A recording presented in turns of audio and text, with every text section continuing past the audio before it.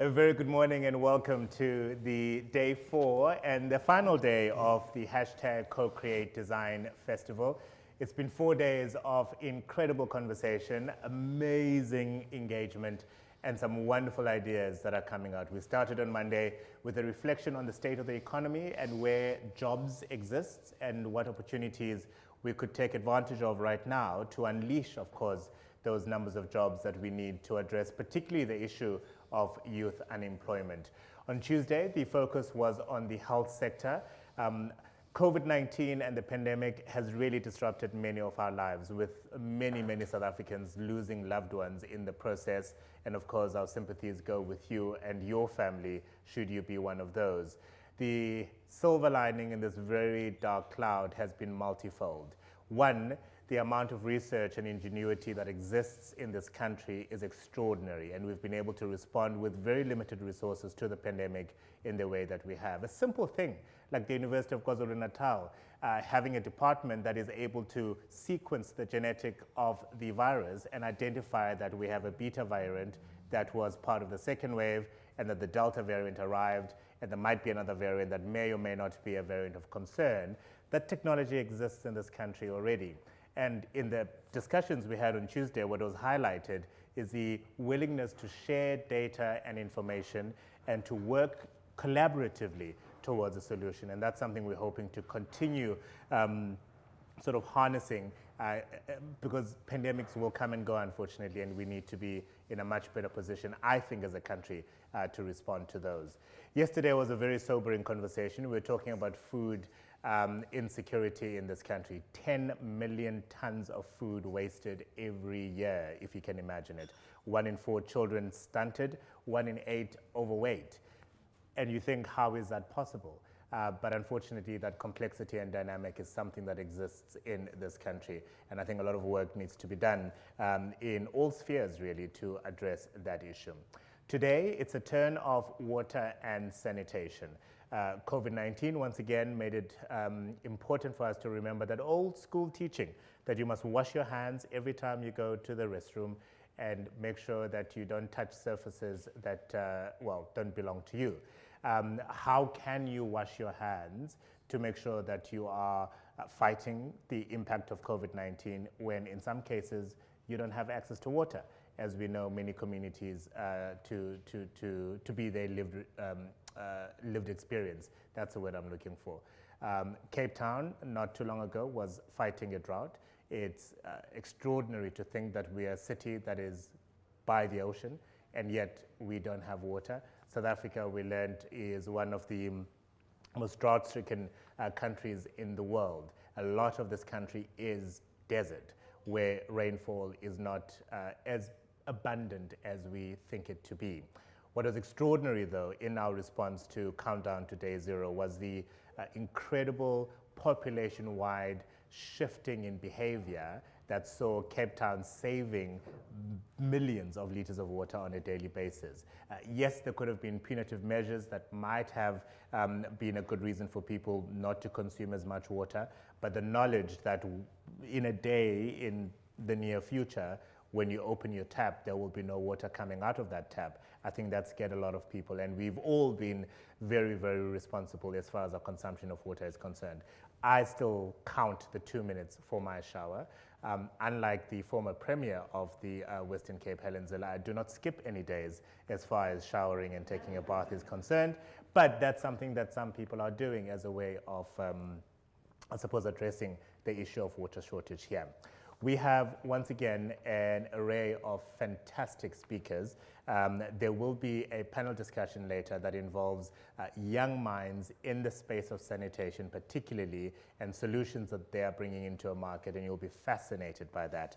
But first, we'll be hearing from the City of Cape Town, the Director for Roads, Infrastructure and Management and Transport, that's Hilton Scholtz, as well as Mogamat Ameen Mallick, who's the Head of Capital Planning and Implementation for the Informal Settlements Basic Services, a branch within the Department of Water and Sanitation in the City of Cape Town. And they'll be reflecting on what we've learned as a city and how we can improve going forward, and helping us really check what is a scorecard. a voice that we all came to know and listen to quite intently during the countdown to Day Zero is Dr. Kevin Winter. He's a lecturer in the Department of Environmental and Geographical Science at the University of Cape Town.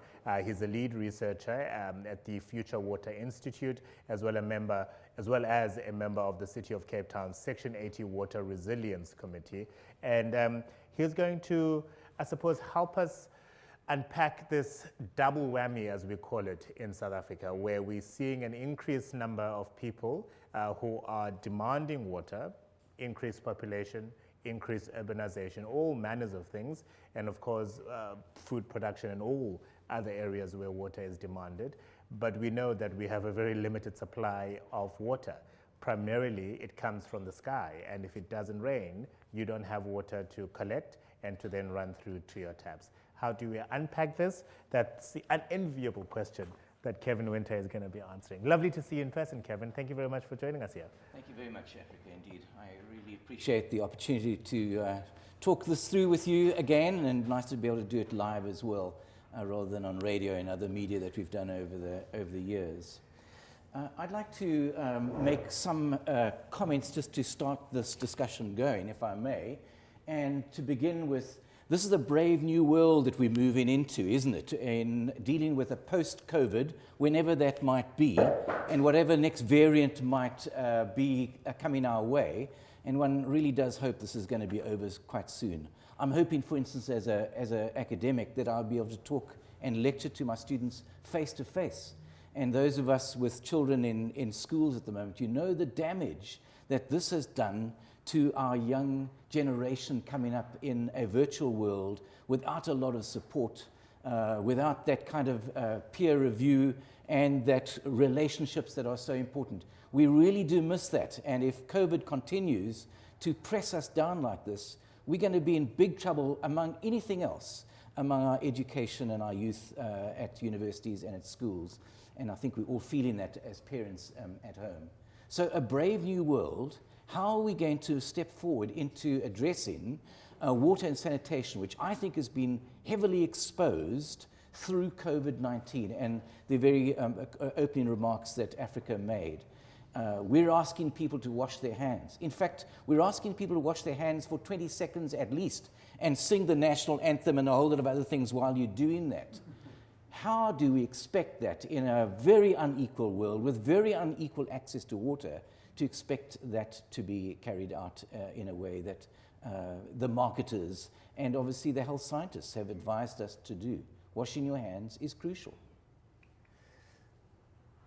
I want you to look at that photograph, because that is a photograph that was taken on the 20th of March, 5 days before the lockdown in one of our informal settlements.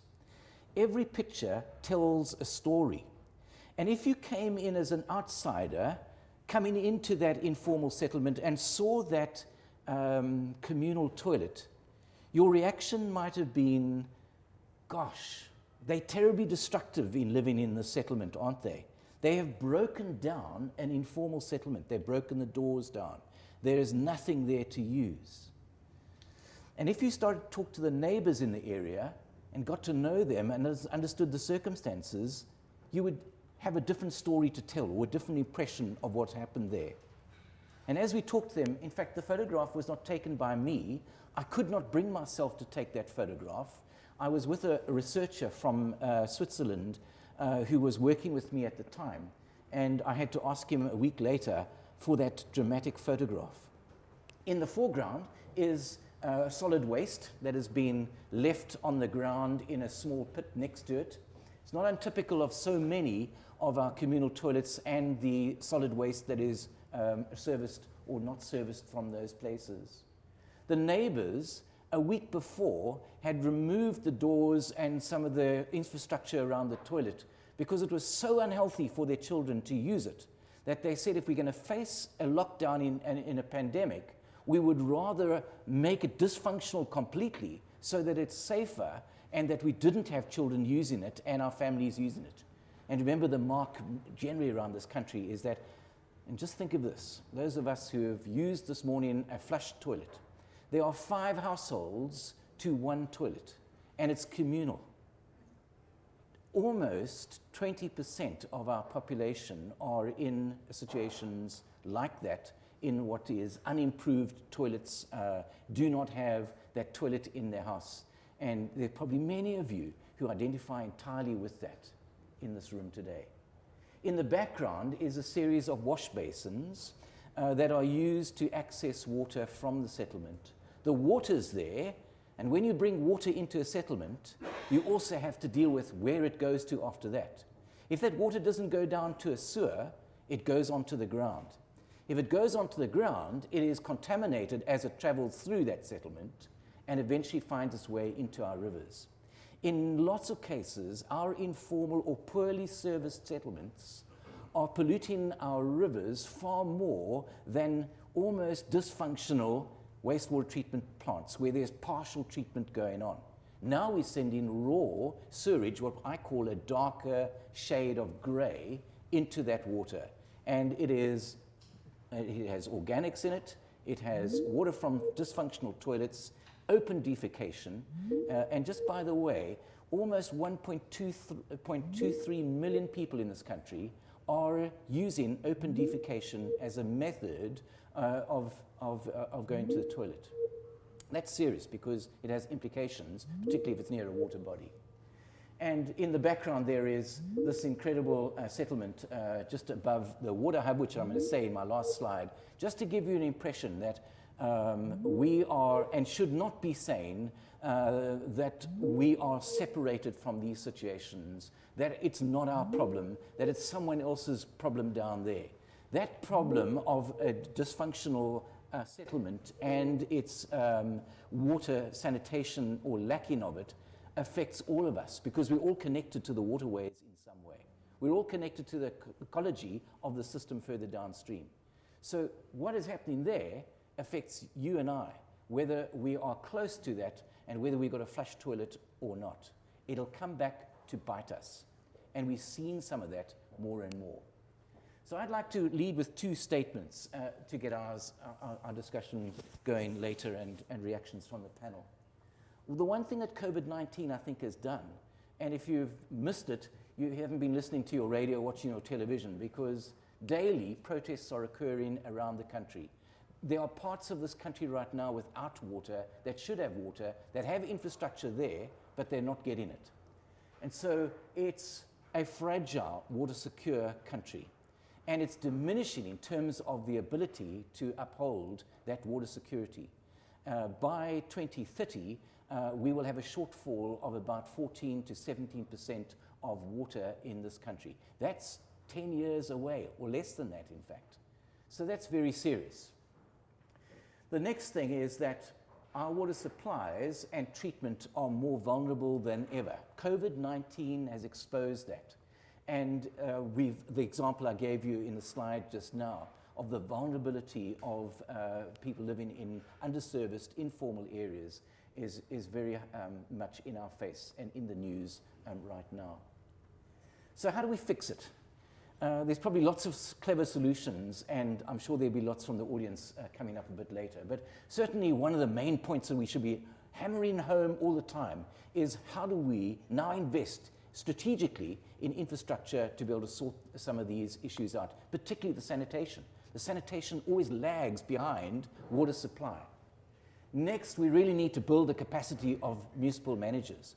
We've got a strange law in this country, and the way it's unfolded in terms of national government, Department of Water and Sanitation, bringing down heavy responsibilities, particularly on municipalities and the municipal officials who are responsible for the distribution of water. It takes an incredible amount of technical skill to be able to do that and to ensure that our wastewater treatment plants are functional. And so the responsibility lies to the building of that capacity of municipal managers. To develop strong water management, we need to have institutions that are doing just that. We need universities, we need technical colleges, and we also need to inspire young people that there is a career path for you, that it's exciting to be a wastewater manager, engineer, or technical officer. It's an exciting opportunity. And we need to be able to do that, as I think the City of Cape Town is doing, is probably one of the largest water recycling and wastewater treatment works taking place certainly in South Africa and maybe even in Southern Hemisphere as well. So there's an exciting opportunity, and for our students at university, learning engineering and civil engineering particularly, when I go to them in the class and they say, how many of you are keen to be involved in water and sanitation? Out of the 100, I will sometimes get 2 or 3 hands going up. Why? Well, because there's not a lot of exciting careers out there. Who wants to be involved in the problems of wastewater when there's no innovation taking place? So it's really important for students to be able to see this and to be able to recognize that there is innovation and the opportunities to upscale some of these really exciting things happening in wastewater treatment. And we've got to get to the point where we market that for our young people who say, I'm going to build my career on something that's really exciting, innovative, and we're going to actually solve some of these major problems facing South Africa. We need to make sure that COVID doesn't become an excuse for missing the SDGs, the Sustainable Development Goals. And I'm sure every country is going to say, well, we had this pandemic, it has been difficult to achieve it. If we miss SDG 6, which is all about water, sanitation, ecology, and the environment, we are going to miss out on a whole generation of opportunities to rehabilitate the things that are damaged out there. And once things get damaged, and by the way, 70% of our rivers in South Africa are so damaged ecologically that we will never be able to restore them. They will be too costly to be able to do that. Our ecological services and systems that support us are in great jeopardy because of what's happening upstream, and we are discharging dirty water into them.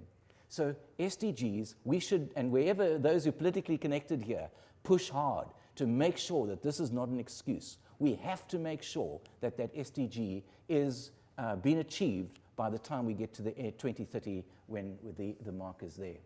And then we have to do something else, because it's very obvious in our crises, both particularly at municipal level, is that municipalities can't achieve this on their own. There's no way that the city can take, of the city of Cape Town for instance, can take a top-down approach and expect to be able to achieve the issues and address the issues that are out there. It's extremely complex stuff that we're dealing with, particularly when we're dealing with water quality that has a relationship to sanitation. So there's some ideas of how we might fix it. Are we getting somewhere? Well, you can't see this graph terribly well, but let me just say, while I might have sounded and come across very strongly and critically about how our progress has been, the demise of our progress, particularly through COVID and going forward, we have and made substantial progress. If you look at the graph, the blue side over here, first of all, shows that we've made substantial progress in growing our sanitation. And I'm just looking at sanitation, both rural and urban, across South Africa between 2000 and 2015. I don't have 2021 results because the data comes out so slowly. And this is the latest that I can put my hands onto, sadly, in this particular instance. So 39, almost 40 million people right now have got sanitation in their own home. And you can see how that's improved. You can see also how there's limited sanitation, shared sanitation, that also has grown substantially there as well. 1.23 million people are still in open defecation environments. And we've got to address that. In fact, we've got to address the top 3 there, which is about unimproved sanitation, about shared sanitation. Those are our big challenges. And SDG 6 has to address those things if we are going to see an improvement of health. And a brave new world has got to take those on and take those on seriously. I think, and I've said this many times too, I was reasonably worried about the supply of water, obviously during Cape Town's drought, but I was always much more concerned about the quality of water. That's where our real challenges lie right now. And for those who are going out to the Water Hub, my final slide, this is where part of the brave new world is unfolding. And what we're doing is we are taking water from an informal settlement, and which would normally have gone straight into ultimately the Franschhoek River and eventually the Berg River. Those are our big ecological resources that are supporting the city of Cape Town, the farming community, and every other small town and village in the Western Cape that relies on that Berg River catchment for its water. Mess that up, and it'll take an enormous amount of cost and energy and capacity to turn that around. And so what we've done at a reasonable scale, not a lab scale, so it's not just scientists playing around with water, it's scientists saying, can we do this in a field scale, a reasonably large scale, and treat water that's coming down this river, highly polluted, with bacteria, with nutrients, with some heavy metals, but also drugs, pharmaceuticals, and other emerging contaminants that are finding their way in this water. And they're there. They might be there in very small quantities in terms of those drugs and pharmaceuticals, but they are there because they're coming through our systems, our human systems, and finding their way into the water. So we're taking these very large biofilters, as we call them. They're big cells filled with nature-based media, so large stones, or peach pips, or small stones. And they do an incredible job. I'm surprised by nature because I'm only learning more about how to work with nature as a solution. And so instead of adding more chemicals, more energy, more pumps, more pipes, and looking to the conventional way of doing things, how do we start working with nature, learning from nature, and mimicking nature in this way? And so we treat between 80 and 100,000 liters of water every 5 to 7 days. We treat that water to an extent, or nature treats that water to an extent, where we're able to use that water to irrigate plants, to grow vegetables, and to secure at least the livelihoods of a small group of people who are starting to build a cooperative enterprise around that. How did it start? It started actually by first understanding that nature can treat water, and if we mimic that, we can then see the opportunities for decentralized systems that can support livelihoods. And I think in a post-COVID world, those are the kind of opportunities we should be trying to roll out across this country because we're desperate for their jobs, for the skills, and for the opportunities to build cooperative enterprises that allow those that have been denied the opportunity to participate in a formal economy to get a leg up, to leverage that, and to start making a difference to their lives and to make choices rather than handouts. There's no expectation in the project that we're doing that we're going to support people with a handout. It's about building a business and being ruthless to enable the poor to find that opportunity. And it began with water and sanitation that was failing. And now there's the opportunity to make that kind of difference. Thank you. Thank you very much, Kevin. I have a couple of questions, if I may. And of course, as always, please use the chat function on the platform to pose whatever questions you might have, and we'll direct them not only to Kevin, but certainly the remainder of the speakers as well.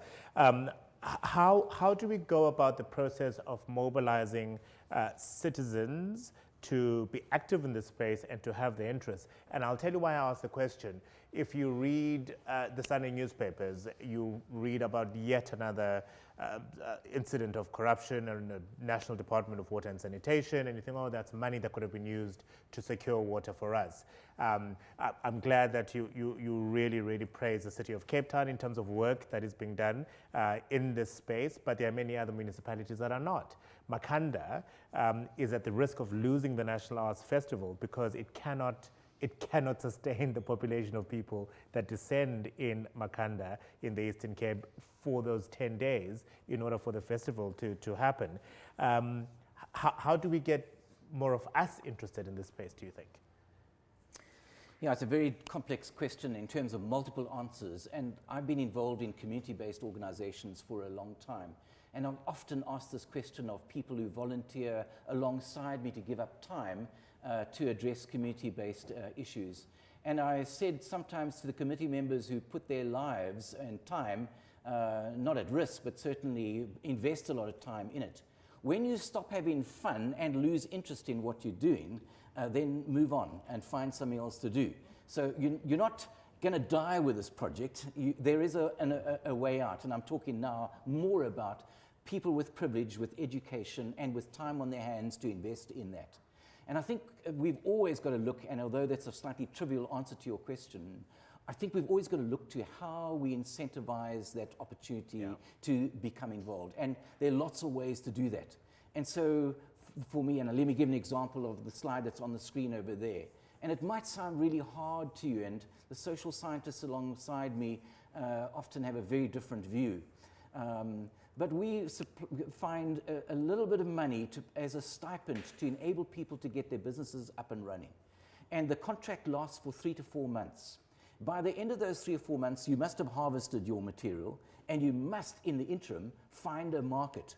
And we're going to help you to find that market, and we're going to support you along the way. But after that, if we've given you the training and you've been able to use that training, then you're on your own, and we try and support them through that process. I think we're going to have to be, and change our values, by the way, and change our behavior in the way in which we help people to get up onto their feet and to ensure that the road is much longer than we think, and that we need to have support systems in place to enable people to get there. Otherwise, the interest is not there, and there is still an expectation that someone's going to do it for me. That's got to change. It's important it changes. And I'm not speaking from my own perspective of a white, aging male here has a privileged environment.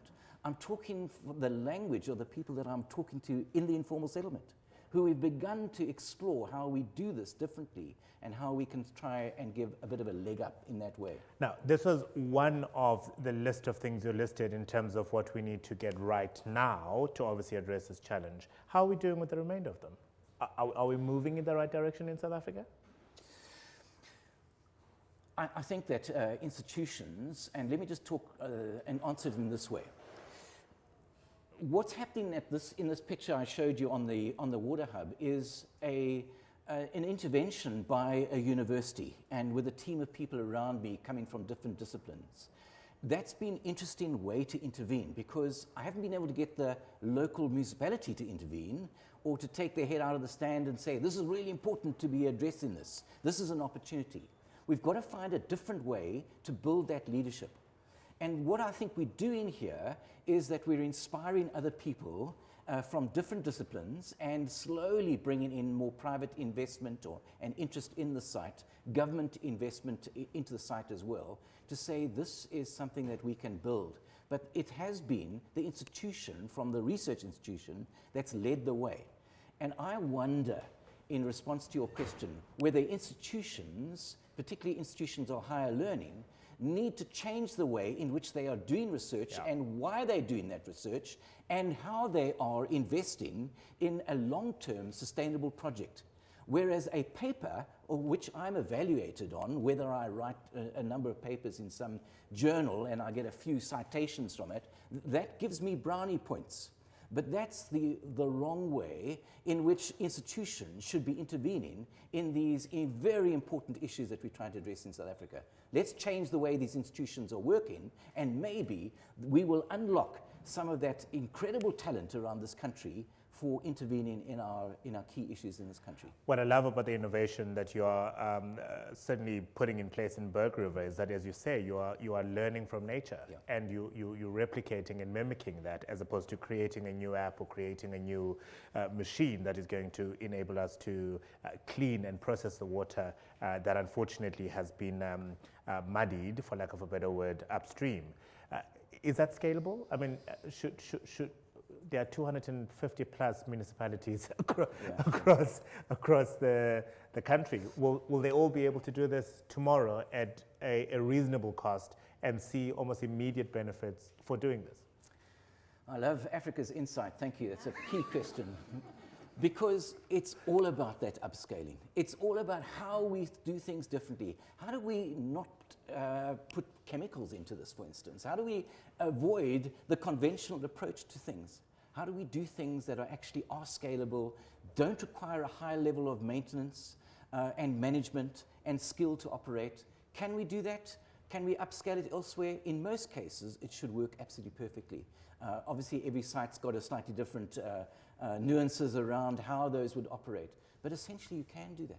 There's no reason why, with less than 500,000 Rand, you could not, as what we've done there, could not clean 100,000 litres of water that's coming off the surface, literally within a week's time. That's how long it takes to set up a situation. like that. As a ratepayer, I'd be more than willing for the city or municipality to part with 500,000 Rand for that. Thank you very much to Dr. Kevin Winter from the Department of Environmental and Geographical Science at UCT, as well as lead researcher of the Future Water Institute. We're going to hear now from the city of Cape Town. We are sitting in this municipality, so therefore it is yours. We also know that certainly in the last not only 18 months because of COVID-19, but certainly before that, when we were counting down to day zero, the issue of water use management was essential, right? And interventions needed to be put in place in order for Cape Town to never realize that day zero. The irony, of course, is that Cape Town was not the first city in Cape Town to be faced with this challenge. But because Cape Town enjoys the profile that it does, and when we had former DA leader Mmusi Maimane making the statement of counting down to day zero, BBC, CNN, Al Jazeera, everybody was reporting on that at the time. The reuse of what is a limited resource is also another question that I think your department has come up with. So Hilton is a director for roads, infrastructure management and transport at the city of Cape Town, and Ameen Mallick is the head of capital planning and implementation for the informal settlement basic services within the water and sanitation department of the city. And Hilton, I'll hand it over to you first. We've been forced to have uncomfortable conversations in Cape Town. How have we progressed, and what lessons can we draw from that? You are going to need one of the microphones, please. Thank you, Africa. Good morning to everyone. I think one of the things that we need to put foremost in our mind is to understand where water actually comes from. What is the water cycle? What is the water cycle within urban context? Not a rural necessarily where it falls onto the ground and runs into the sea. But what happens in a city? What happens in a densely populated city? And as much as what we have seen this, and I just want to get, it's on the screen now, that is what actually happens to water. It comes into a city, it gets used, we then process it and treat it, and then put it very back into the environment at a safe situation. We can reuse it. Dr. Kevin Winter has alluded to the uses of that water, and indeed the city has got not recycling, a reuse plan for its waters, for sports fields and all that, and that limits the demand on that, but I'm going to let Mallick rather speak on that. But one of the critical parts is what happens next, and one of the key challenges that we have is that there's a lot of engineering innovation around a better process. But what we actually now need to look at is how do we change the behavior? Because the behavior has become the biggest challenge. And within a process, it's easy to manage that process. But how do I change that behavior? And that's the one big process that we need to start thinking about. So when we deal with the systems that we currently have, we have our water systems. So you have your potable water system that eventually then turns into your wastewater system, and then you have your stormwater system that actually runs throughout. And those are the systems where we need to intervene. So the next slide that I've got on there is where things actually go wrong. And it is when that stormwater system interfaces with a community, that is where challenges actually happen. Now, just for the stormwater system, you have that behavior of whenever you see water, we do a couple of things. We turn our backs to it. And whatever we don't want, we throw it into it. And that is our challenge. That is the behavior. There was a session set up by the Dutch Consulate in Cape Town where Hans Oving spoke to some of our engineers. And what impressed me with what he said at the time was that we need to learn to live with water. We shouldn't turn our backs onto it. And that's literally what actually happens. And so the challenges that we face, our roads have catchpits to take the stormwater in and then convey that through to the ocean. But that has become our biggest depositor of waste, of all unwanted waste.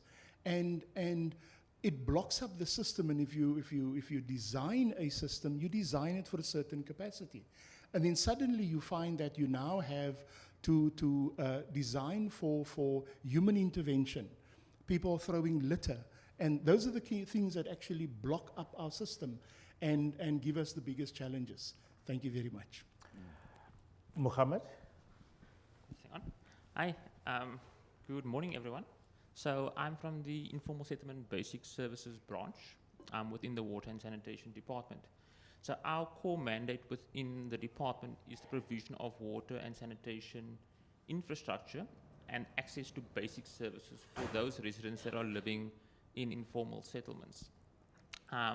Hilton touched on the initial way in which the services are rendered. I don't want to go into detail. I think many around the room understand sort of the nature of how water gets from our catchment areas into our bulk systems, the water purification plants via the reticulation network to our taps in our houses. We all have a basic understanding of that process. So I'm not going to go into a lot of detail regarding that. But I think what is key to note is that the city of Cape Town is very much a tale of two cities. You've got the haves and the have-nots, and there's a stark contrast in the access and the quality of life that are experienced from those varying designations. You've got those that are living in the formal areas that have piped infrastructure into their houses, they've got showers in their homes, flushing toilets, and life is very comfortable, irrespective of the fact that we as a city have gone through a crisis in the form of, the potential drought, potential day zero, etc. It's had an impact, but it's been an inconvenience more than anything. The city's gone through a lot of lengths to sort of reduce our consumption via media campaigns and getting our communities on board in terms of reducing that consumption. But if you look on the other side of the fence and you look at our informal settlement environments, it's not a far stretch to say that they've always been living in day zero. They've always been having to sort of queue for ablution facilities, queue for standpipes, water scarcity has always been an issue. Water pressure varies throughout the day, and it's been a challenge living in an informal settlement. As much as the city endeavors to improve the lived experience of our residents in informal settlements, it's a challenge that is not decreasing, it's a challenge that's increasing because it's been exacerbated by the pandemic. With the mass loss of jobs that have come as a result of the pandemic, many people have moved from backyarders type environment where they've been receiving services via the main dwelling. They've lost their jobs. They can no longer afford the rent. And the landlords have now put them out. So what does that result in? You've got an increase and an influx of new residents entering informality. So you've got informal settlements popping up on almost a weekly basis in areas that have never been designed to cater for human habitation. You've got settlements of up to 4,000 or 5,000 households that have cropped up literally in the space of a few weeks in floodplains, in wetland areas. It's invaded or occupied in the summer months. It's dry. People set up their households because they are desperate. Winter comes and the winter rains come and the flooding ensues. It's something that is going to happen on an annual basis. But what real options or what solutions do those residents have? They are desperate. They need land. They need to put a shelter over their heads. And those are the type of fundamental challenges and dynamics that we are dealing with. It's, in a sense, a moving goalpost because how the city is sort of graded or scored in terms of its services is, what are the percentages of households that have access to basic services? What are the percentages that don't have? And if you've got an increasing number of informal settlements on a weekly basis, when do you get to a point where you can say, we've eliminated the backlog, all our residents now have full flush sanitation or water of a required standard, etc. So these are the multitude of challenges. And I'm glad that Dr. Winter indicated sort of that what is going to be required here is not a technical solution, it's a change of mindset. Hilton alluded to the fact that, look, it's social challenges that we are also encountering that lead to issues around pollution, etc., etc. So it's a multitude of challenges that we are facing, and it's going to require a multitude of varying solutions tailored to each individual informal settlement. And I think that's sort of what is key to a workshop like this, where we can get those type of ideas, because we as the city, and it's included in the city's water strategy that was approved by council, the very first commitment made in the water strategy speaks to basic services for all, social inclusion, the aspect of, co-ownership, improve the lived condition, not improving sanitation, improving the lived condition or the lived experience of our residents. And to get to that point, you're going to have to embrace change, embrace that, that mindset change, partner with our communities, co-create, co-design, co-ownership, I think are the key fundamentals that we need to look at moving forward to sort of have a chance of solving the challenges that we've got within informal settlements. Thanks. Mogamat, thank you very much, and thank you to you, Hilton, as well. Let me ask this question, because Kevin Winter shared a graph that unfortunately has data dating back to 2015, because we don't have anything later than that, where 1.23 million South Africans are having to do it in the open, because they have no access to a toilet, they have no access to water and sanitation. There we're trampling on their right to privacy, a right to dignity, quite frankly, right to water, where unfortunately as South Africans, we are failing to deliver on that. Do we have a handle on what those numbers are in a City of Cape Town situation? It's very difficult. And I tell you why, because the way the annual surveys are done within the City of Cape Town, it's done by door-to-door surveys by our solid waste department, where they count the number of dwellings, the number of doors, and that data is used for planning purposes in terms of enumeration, etc. But with the influx of newly invaded areas and new settlements that are cropping up, a lot of them take place literally overnight. So when it's dark and the law enforcement agencies, etc., are not sort of doing the necessary patrols, etc., they are growing in nature, and we don't have the data in terms of the enumeration to clearly state how many structures are in each of those informal settlements. We can do a rough estimate, but it's never going to give us a true and accurate reflection unless you do a physical survey of those informal settlements. So the data that the city's got is very much in line with sort of the recognized informal settlements that we've got on our database. And what number is that sitting on? So currently it's sitting about 610 recognized informal settlement pockets. So those are informal settlements where the city is aware of them. They've done the household counts. The community leadership is sort of defined. The ward council and the sub-council are aware of those informal settlements, and there are plans in place to address sanitation and water provision where possible in those informal settlements. Where we don't have data is sort of, like I've indicated, the newly formed settlements that are cropping up on an ongoing basis. The challenge then for you is you can't plan for that. If you have informal settlements that are cropping up overnight, and you made reference to a weekly basis, and I'm taking you at your word, where this week there'll be a new pocket of informal settlement that is opening, how do you even begin a forward planning? We have an SDG 6 that we have to attain by 2030.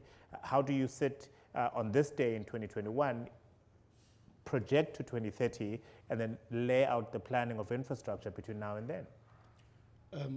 Africa, that is a very difficult challenge for any municipality, is that if you have long-term plans, like our road networks are not planned overnight, they're planned well in advance. In Cape Town, we have the My City rollout that is so critical in bringing affordable transport, public transport, reliable to every community. And so if that space is being invaded, it actually basically just slows down the broader delivery. And that is our challenge. That is why I spoke about the behavioral. How do we change that? How do we address the behavioral concerns? Thanks. And I suppose that's an answer from someone who's a pay grade above yours, right? because there's a political element to it, right? Look at the Central Line in Metro Rail. It doesn't go beyond Langa because people have literally set up communities on top of the train tracks. And to make that decision of forcibly removing them, you're harking back to apartheid days, which no political government wants to be accused of. That is correct, and so we basically try and deal with it with as much humanity as possible, because we're dealing with people. It's not subjects or objects that you're removing. It's people that at the end of the day is there, and it's a big challenge. It's something that we were not taught in engineering. Sadly not, and of course the ripple effect of that is the fact that it then slows down the rollout of infrastructure. So by the time you actually successfully remove them from whatever space, because you want to build roads or stormwater or extend the My City, you're already a couple of months, couple of years behind on your planning. Mogamat, we're sitting with a situation, and Kevin, this one is for you as well. The dam storage levels in Cape Town are 101% at the moment, right? We obviously thinking, yay, we've got enough water to meet the demand from Cape Town. Not so. We still need to continue being very cautious as to the amount of water that you're consuming. Yeah, I think you make a very good point. And I think this might be a misconception from our communities at large, in that the rains have now come since day zero, right? And our customers, our communities, and our residents have the risk of being lulled into a false sense of security that Cape Town is out of the worst. If you look at the rainfall figures over the past 50 years, you'll note that it's been below average rainfall for at least the last 10 to 15 years within the Cape Metropole. It's not just 2015, 2016 we had that type of low rainfall, and now we're out of it again. Even with the additional rainfall that we've got in the past couple of years, we are still lower on average than we were 15 to 20 years ago.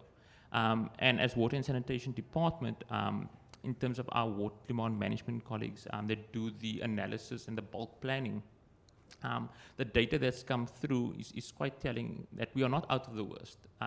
We all still need to keep saving, keep reducing our consumption, keep sort of minimizing water wastage, etc. We like to compare ourselves with Perth, which is in Australia. They've got a similar climate to ourselves.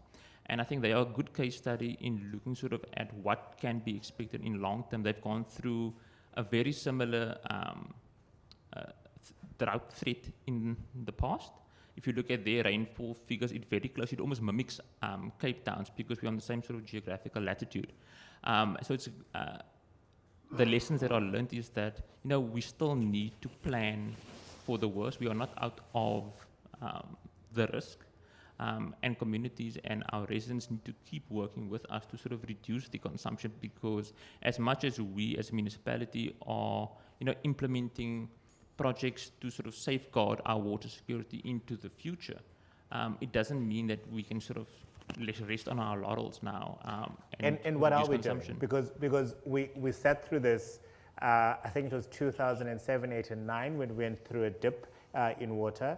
In terms of water available from the heavens. And then as the city was about to invest in infrastructure and therefore ask ratepayers for more money in order for them to do so, we had a deluge of water for 2 or 3 days. So, for 2 or 3 years. So how do you then motivate that we actually need to do this when people are seeing rainfall happening?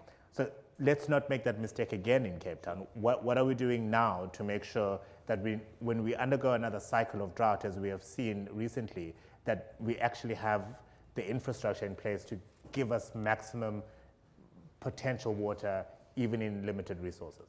Yeah, so it's twofold. On the one hand, it speaks to investment, and the city is investing very heavily in terms of new water sources.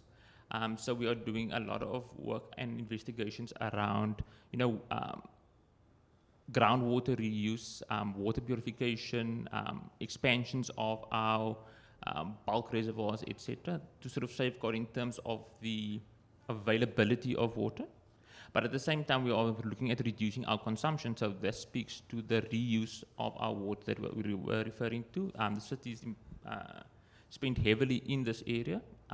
You'll see if you drive around the city of Cape Town, you must have noticed a lot of the construction that has taken place with those massive orange pipes that are running along the roadways. Those are for our treated effluent and reuse water that the city is utilizing for watering of our parks and our recreational facilities, because that drives down the reliance on potable water for that feature. So it's sort of a dual way, save on the one hand, but create capacity on the other hand. And this sort of goes hand in hand with the engagement and awareness campaigns that the city is continuously doing in terms of, keep saving, keep being water sensitive, etc. Don't get complacent, because we can only do this if we get the support and the buy-in from our communities at large. I keep on asking the question, in Japan, when you flush, you're not using fresh water. What's in your cistern, whatever it's called, is what would be reusable water. And if I were in the planning department, I would insist that any plan that we approve for development must have a system in place that doesn't rely on fresh. It doesn't make sense that we're flushing 11 liters of water that we can drink. It just, but anyway, that's not for you. Are you satisfied with the work that the City of Cape Town is doing in ensuring that at least come 2030 we will still have water available coming out of our taps? Yeah, I think that we are, again, very fortunate to have had the drought. It created an opportunity. It enabled the city to put together a strategy, and we haven't had a coherent urban water strategy in the City of Cape Town before, and so at least there's a guiding document taking place. And let me just come back to the comment that I made earlier on. I think that I would prefer to have water in the bank, by the way, so having water stored there right now, and the clamor to say, okay, let's reduce the cost of the water right now, and let's open up the taps, and let's live the way we did live in, say, 2014, when we were using an excessive amount of per capita water across the City of Cape Town. In fact, exceeded anything that you would have could compare with in parts of Europe. For instance, we were right up into the 240, 260 litres per day per person, whereas the norm in the world is around about 120 to 160. So we were doing things incorrectly there.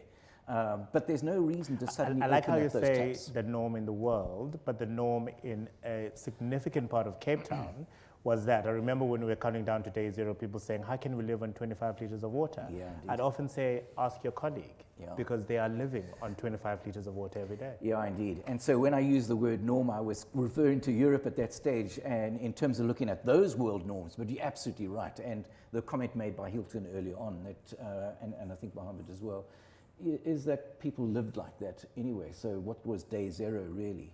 But let's move on to one more thing, and the city is doing things, and I can see a program emerging here which is very exciting in terms of that investment. I wonder if that investment is being put into the right places on finding new water. Now this might sound really irresponsible of me of saying this, because we have a catchment which we are very fortunate in that catchment holds some really clean water, some of the cleanest water in the world, and we're very fortunate to be able to take my mouth to any tap, be it in an informal settlement or into any other wealthier home, and put my mouth to it. You can't do that in many other parts of the world. So irrespective, the water quality that has been delivered in our taps is of a very high standard. There may be people who say, well, there's chlorine in the water, there's fluoride in the water, and those kind of things. So there are obviously limitations to what I'm saying right now. But I wonder if we shouldn't be focusing some of this big investment going forward, looking for more water sources and focusing much more on sanitation and on the impact of sanitation and poor, dysfunctional wastewater treatment plants around the City of Cape Town. And that's where our real energy and investment should be taking place. And I would also say one more thing too, and it almost goes back to those unfortunate 1960s plan of plot plots that were allocated with a toilet, and we had the sort of toilet farms that were set up, and people built their own homes. And slowly I've seen a shift in the conversation and almost a sense of, could we maybe revisit that, but revisit it in a much more supportive way. And that we should be putting more investments in homes to enable people to have their own flushing toilet. In other words, let's invest in the toilet infrastructure. The things that people can't do is bring water to their home and get the water out and get it sanitation attached to that effectively as well. What people can do, and they do really well, is to build their own homes. If we had better land tenure here in South Africa, which said there is the sanitation system, and by the way, let me add, the other really important thing is communication systems. If we are losing people on the internet highway, we have lost the ability to be able to address poverty in South Africa. You need to bring water into those homes, you need to get the water out. You need to make sure that the communication highway, the connectivity, is there as well. I would invest in those things and allow people, once they've got land tenure, to build their own homes, because they're good at that and they know how to do that. And what they can't do is the engineering process. I think we've got it all wrong. And we will at some stage say, I wish we had those RDP houses built elsewhere, built in an area which was much more accessible to other services in the city, and that we didn't build the RDP houses, but we built the actual support systems and allowed people to build from there. That would make a difference to how we improve this trajectory of development that's desperately needed in South Africa. No, indeed. The panel of very young genius minds that is coming after you is probably going to resonate a lot with what you've just said, because their work is particularly around the issue of sanitation. But let me ask you these questions that have come up on our platform. How can the engineering faculties get involved, getting information plans, designs, knowledge sharing to set up more of these little eco-treatment plants? That's for you, Kevin. Oh, it's for me. I was looking at Hilton. Yeah, I think that we need to create demonstration plants that work. So that if I'm talking about green infrastructure, where I think the economy is moving and where the insight is starting to develop, we need to make sure that centers like the Water Hub at Franschhoek really succeed and inspire people, and there is an ability to train and support people to go and to do similar elsewhere. We need to learn together, and faculties need to be able to work together as multidisciplinary groups. If you work on your own, in your own scientific domain, you're going nowhere. The problems and the issues are so much more difficult to address. So we need these field studies at that level of scale and to bring those demonstration projects to succeed. And it's amazing, the things that we've done on this site are started off with one simple question, and the questions now are a multitude of questions that have arisen. That's inspiring, and it's taking us into new science, new social science, new understanding of economies, and obviously engineering as well. Mogamat, this one is for you. Is it not time to separate water from sanitation and find non-water-based sanitation processing? Yeah, so I'm not sure for those that aren't aware. The city has provided approximately 60,000 sanitation facilities or toilets within informal settlements. The bulk of those are actually non-waterborne sanitation, so it would be a combination of your portable flushing toilets, your containerized toilets, or your chemical toilets. Those do not require water to operate. And they are accepted in varying degrees by various informal settlements. Each settlement is obviously treated on a case-by-case basis. But basically what we are getting from communities is that the clamor that's coming out is for waterborne sanitation. It's always seen as a second best option to come as a potential solution to communities with anything other than a flushing toilet. That is their aspiration. And I think, to be fair, it's something that everyone in this room would aspire to within their households. If we were offered the option of a containerized toilet or a flushing toilet, I know I would choose the flushing toilet. And those are the type of engagements and discussions that we have with our residents prior to us providing any sanitation services in informal settlements. But there is always that distrust of alternate sanitation technologies. It's historical implications in the form of, you come to me with a bucket toilet. South Africa is it's been a democratic country for 20, 30 years, and yet you're still offering me a bucket. I want my flush toilet. And it's sort of overcoming that mindset and coming up with solutions that is going to be acceptable to the community and something that the community would aspire to. That is one of our biggest challenges within informal settlements, because I agree we need to move towards a different model of service provision that is not as reliant on potable water and that does not generate the volume of water as waste into our sewage networks as possible. But again, there are technical solutions, but you need the expertise in getting community buy-in and working with communities before any technology that you come up with is going to be a success. And it's quite clear that Dr. Kevin indicated that you need to sort of have something piloted as a proof of concept that it works in an informal settlement, because you're not going to get the buy-in unless communities can see on a day-to-day basis that what we are offering is something that works. We have a very checkered history as the City of Cape Town in piloting new technologies. We've tried a lot of different technical solutions in the form of Enviroloo toilets, which are sort of technologies that were initiated to sort of separate the liquid waste from the solid waste so that you can reuse the solid waste for composting, etc., etc. But for a number of reasons, these technologies have failed in our informal settlements, either because the maintenance of the infrastructure wasn't up to standard, or the infrastructure itself had salvageable value, which led to sort of vandalism and theft of the infrastructure required to have the technology operate. And those are the type of constraints that we need to take into account to ensure that when we implement any sort of technology, it's feasible in the environment. We've been approached as the city by countless suppliers that have come to us with this technology. It's a proven technology. It's been installed successfully for 2 years at this private school in Karo or wherever the case may be. It's a completely different environment. It's a controlled environment, first of all. You've got customers that are willing to pay for the maintenance and operations of the technology. You've got enlightened minds that use the technology as part of their biology classes, etc., etc.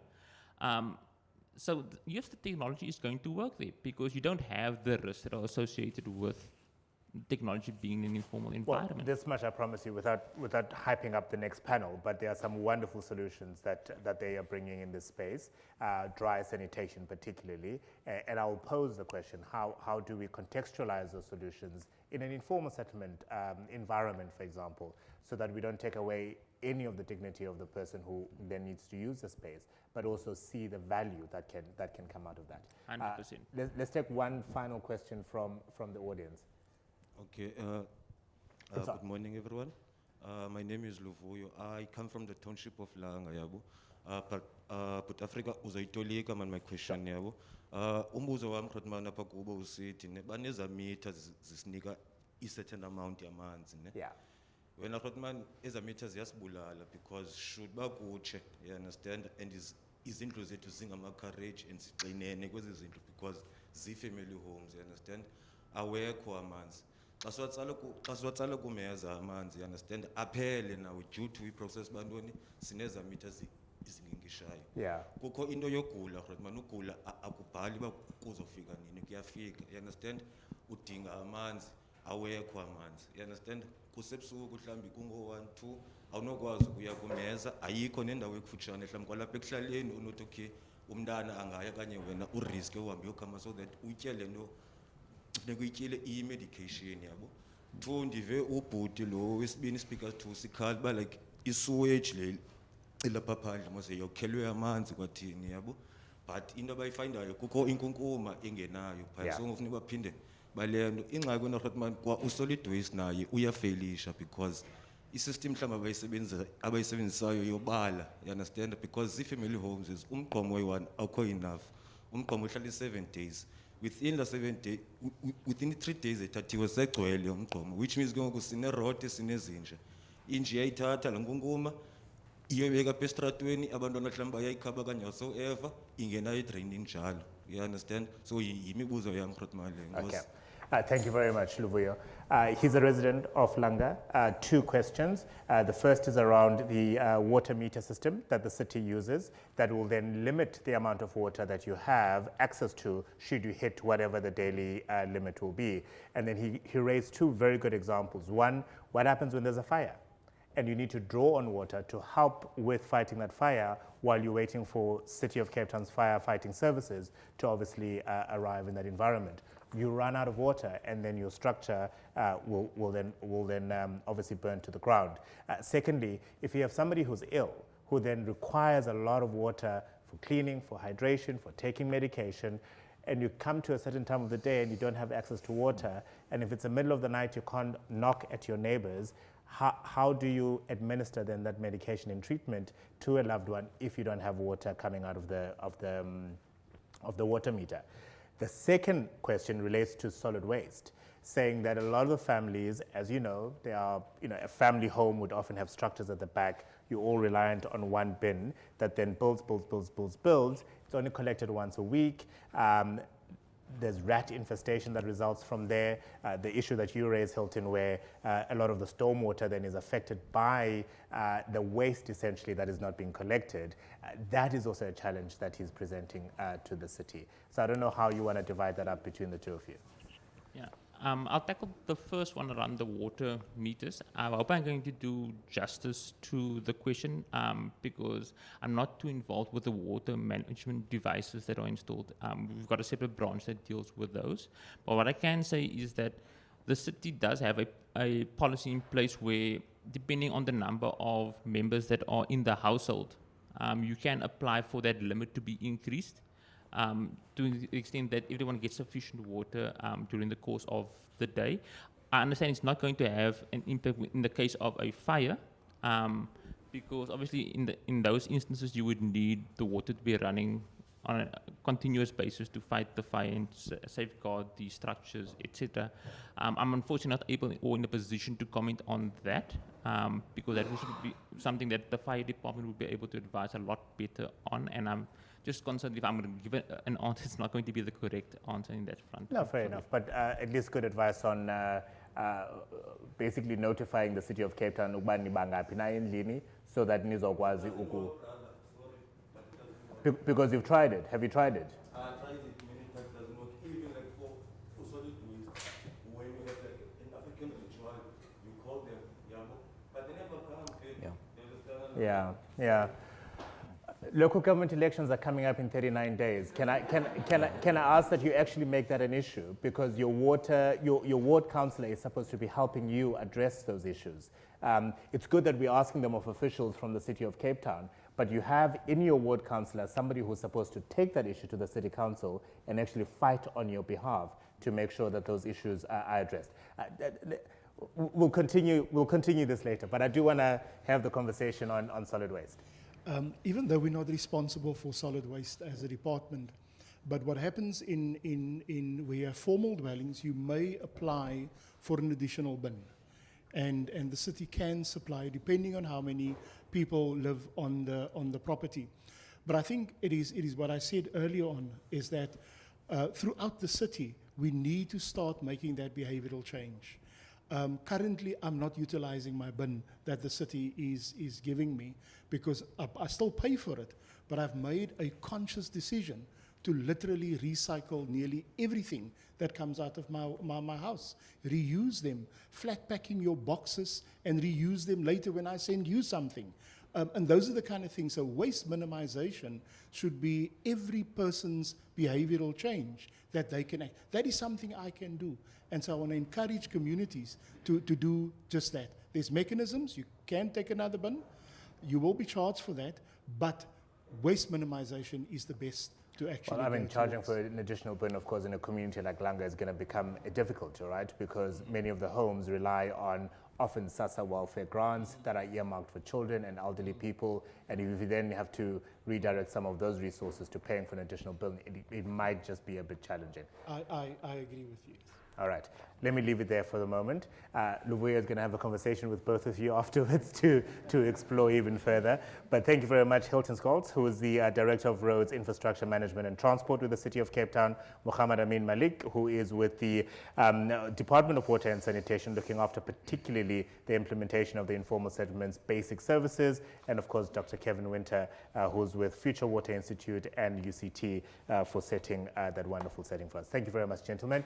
It really is.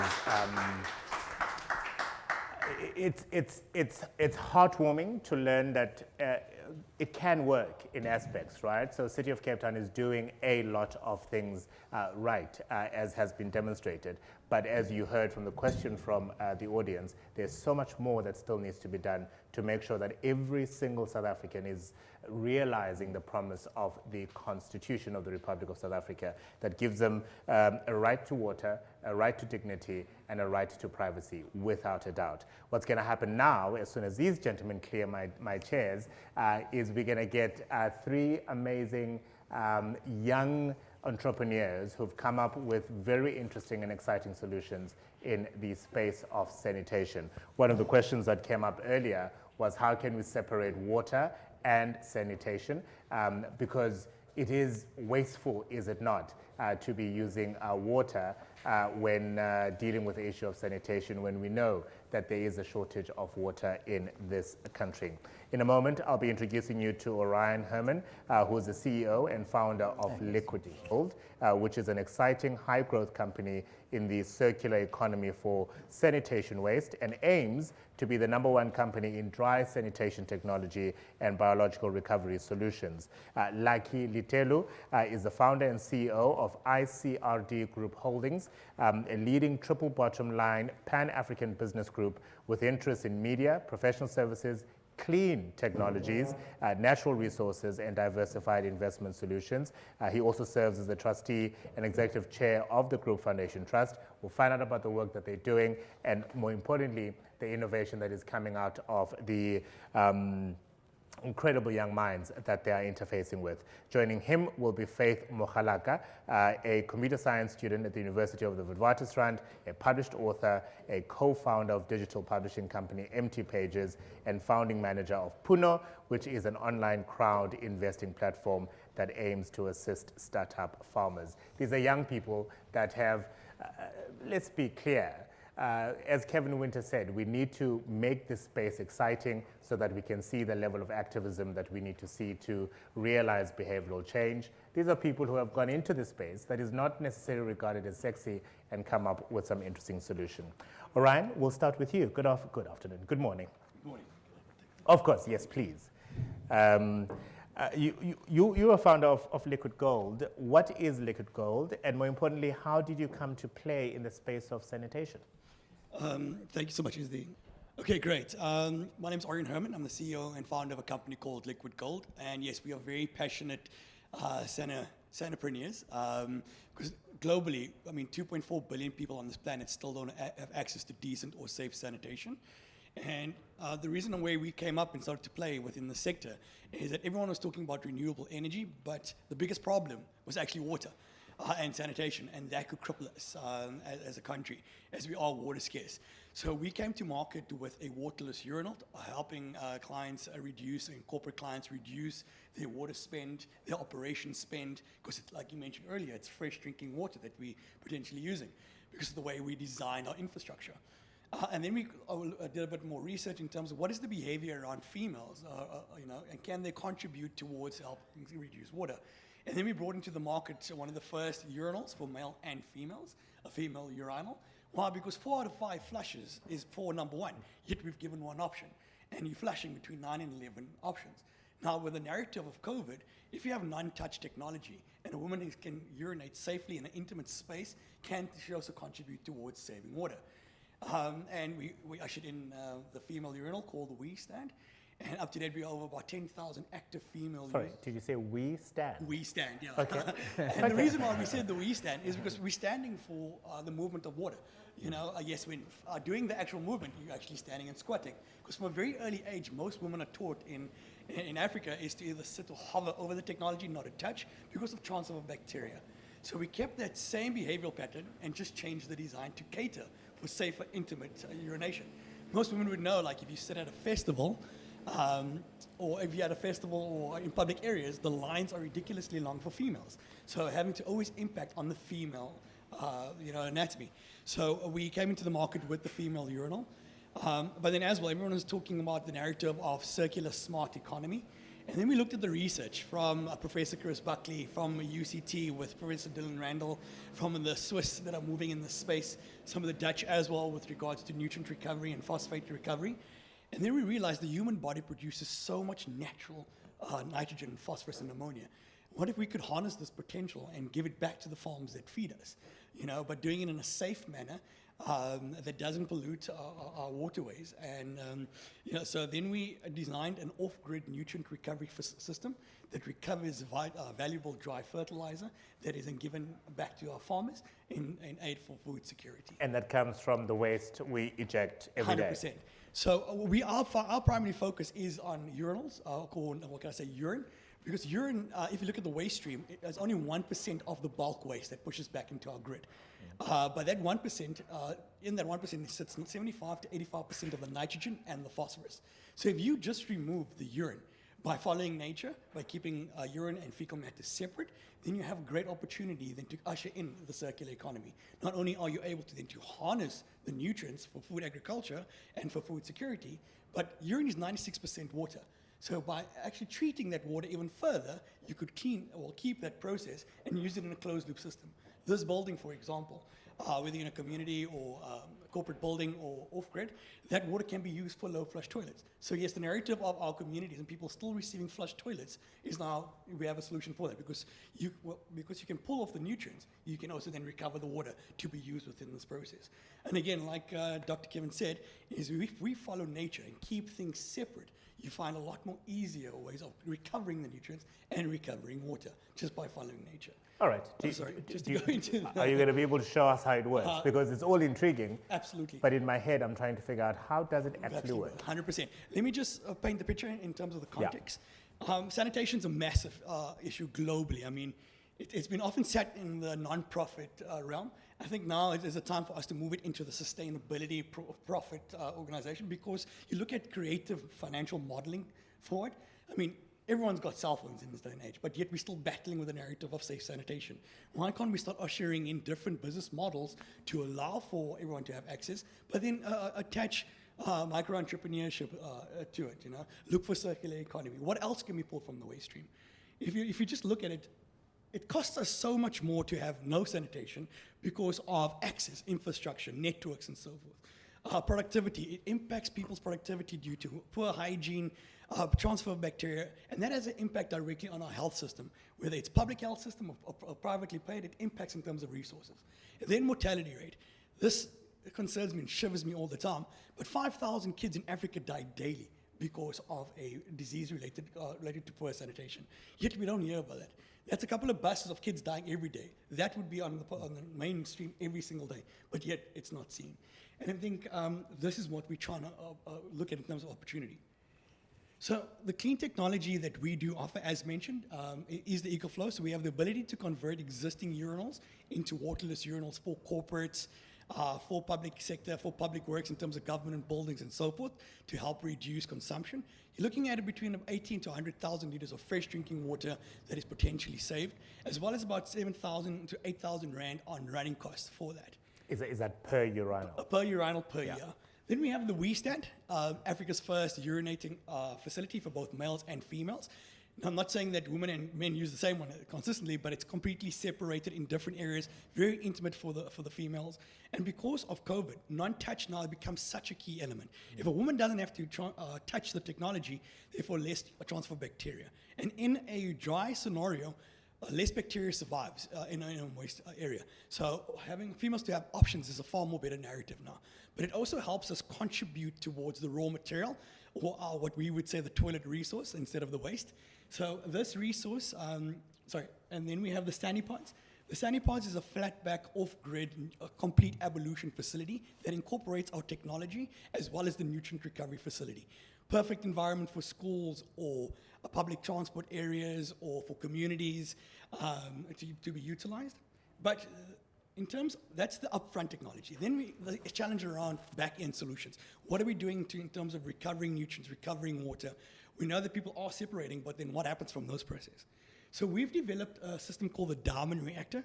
This is an automated off-grid nutrient recovery facility. Therefore, for every 98 liters of urine that we do process, we get 1 kilogram of highly valuable dry fertilizer that can be safely used into the agriculture space. Further to that, as mentioned, because urine is 96% water, we further treat that water to allow that grey water to be used in a closed-loop system. Its application can be a beautiful big corporate building. It can be within a school, a community, or off-grid community. It could be at humanitarian camps, for example. Like, for example, Botswana, you're not allowed to change the infrastructure, but you still need to cater for this solutions. And because it is a hybrid system, it can run on-grid as well as off-grid and very, very low energy. And the reason why we said automated is because then we allow for continuous output of the product. So because there's no human intervention involved in it, we always get the same results over and over again. But then this allows us to create different sort of green jobs around this. By then using different models, we can create local entrepreneurs that run the technology, look after the facility, and then get skilled within the green economy associated to that. But because we use advanced technology in terms of remote monitoring, we are able then to monitor how much fertilizer we produced, how much water we produced. But because urine is so rich in terms of content, now we have the ability to do continuous disease monitoring, whether in a building or school, at the beginning of pipe versus end of pipe. Then allows us to become a lot more preventative in terms of outbreaks and disease outbreaks, allows us to contain and look at the solution, and then to deploy health services to help contain the disease. Especially after the narrative of COVID, it's now more important that sanitation falls into the smart economy and falls into the data-driven solution to allow us to become a lot more smarter within this process.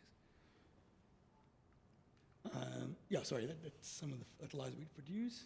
All right, so what does the process look like? So urinate-only facilities. So we capture at source. At source, then we do source separation. We can treat on-site, but the model can be done for a urine diversion or a urine collection point, urine depot, especially in a big city. We can have one urine depot, or at off-grid, we can have it on-site, which becomes more easier instead of bulking around a lot of liquid. Therefore, the liquid will be kept on-site, and we just then transporting the fertilizer, which becomes a lot easier. From that process, we then sell the fertilizer into the fertilizer industry, which is safely used into agriculture. But then we're keeping a lot of this raw material off our wastewater treatment plants, reducing the carbon emissions on our wastewater treatment plants, reducing the energy and the chemicals required for our wastewater treatment plants, but more importantly, reducing the urification on our waterways.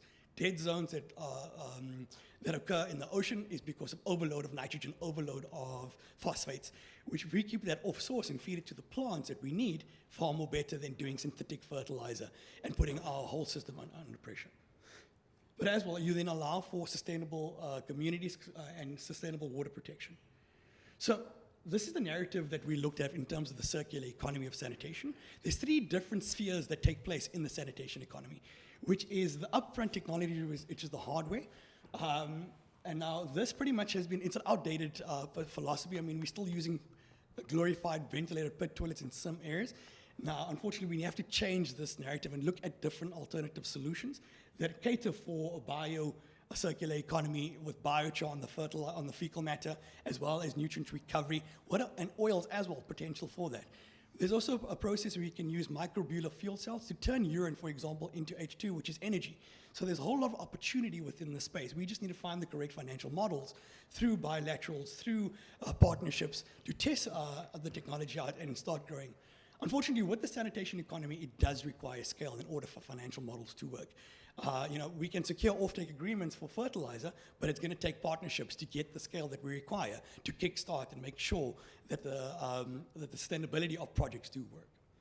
What's also coming into play as well is monitoring of communal areas of evolution facilities. What other data are we getting from this that can feed into the narrative for sustainable city health, future projections, the way we consume and move people within society? What is this information telling us? So it's still very, very young in terms of data, but it forms, as mentioned, it forms a narrative of smart cities going forward. So capturing a market, in terms of data analysis, being able to remotely monitor the systems allow us then to become more efficient on our logistics in terms of when we are collecting, how we're collecting. It also allows big corporates, for example, to feed into their sustainability reports of how much their operations as well as the communities are reducing water, safer sanitation or circular economy, as well as having a complete package. So it must be able to fit in a big corporate, it must be able to fit within a community. Okay, just to show you a video, and this is one of the projects we did with the Dutch, with the RVO, in terms of some of the projects we've taken on. So this was a school we did in Mpumalanga. So through the RVO, we did a couple of schools with the Dutch counterparts as well. Now taking on a sanitation where they had flush facilities, but because of lack of water, infrastructure, vandalism and damage, these were just non-functional. So we were able to deploy an e-container, which is a 100% waterless urinal facility that allowed for quick access. It took us about 8 to 6 weeks to have this deployed and activated on site. And where we installed our female urinals, we did transfer of skill, so that's pretty much demonstrating how to use the WeStan. So yeah, and the uptake was pretty good. I mean, we did beginning surveys in terms of how to utilize the technology, and still to date, the kids absolutely love it, and they're used to this now. This has become a new norm for them in terms of having access to this. So this is the possible opportunities that we can collectively change and impact with regards to schools or with sanitation. So an interesting point is that every time you urinate, you produce enough fertilizer potential to grow 1 loaf of bread. Yet we throw it down the drain every single day. Every time we urinate? Every time we urinate. Sure. Thank you. No, that's yes. Thank you very much. That's Liquid Gold, an exciting high-growth company in the circular economy for sanitation waste. Now, let's find out about the ICRD Group Holdings, and the founder and CEO is Litelu. What is your organization about? I think you've got this will work. Oh, so, fantastic. Yeah. So, oh, wonderful. Oh, fantastic. Thank you very much. And I mean, we're super excited to be here. I think this is an amazing platform to allow innovators as well as key stakeholders within our society to contribute to issues that are absolutely important for us to move forward as a country, as a continent, but as well as a world. You know, I think we are in a very exciting period that requires basically creativity, innovation, and for us to design the bold world that we want to actually see. My name is Litelu. I am the founder and CEO of ICRD Group. So the acronym in our company name, ICRD, stands for Independent Community Research and Development. So we are essentially looking into how can we leverage research to develop solutions that enable better development outcomes in Southern Africa, of course through collaboration and driving innovation. So we focus our activities on 4 things, only 4 things, building cross-sector partnerships, and we're super excited to be here because this is a platform and a forum that we can build solid partnerships to move forward. We facilitate as a company access to know-how and development resources. We build local economies, enterprises, and livelihoods, and I'll share some examples about what we do in that space. And last, we focus on really exploring strategies for sustainable development. What can we do collectively? And we believe it requires collective action from all key role players. And talking about economic development in the space, I mean, we have set up in Newtown, Johannesburg, a social innovation platform that we call the Business Clinic. So the Business Clinic is a center for entrepreneurship, leadership, and innovation, an incubator. Coming here to this space today looks more or less like what we have in Johannesburg, so I'm super excited about that. Co-working facilities for entrepreneurs, because we've seen as a company that entrepreneurs require 4 things, right? They require access to markets, they require access to funding, and this is SME-centric funding. They require access to technical skills, and they require access to business support services. So as a company, we've really sat down to say, how do we work together with stakeholders across the board to drive the entrepreneurship revolution? And to drive that entrepreneurship revolution requires basically all the key role players across the public, private, civil society, academia to come together to say, how do you create that enabling environment for entrepreneurial ideas like the one that we heard our brother talking about, liquid gold, to see light of day. So we are essentially ecosystems builders, building platforms that will enable these ideas to see light of day. So we've built that, and we've got a couple of really amazing initiatives that we run. One is actually the Imvelisi Enviropreneurs program, really looking into building and scaling innovative businesses in the water, biodiversity, and basically circular economy space.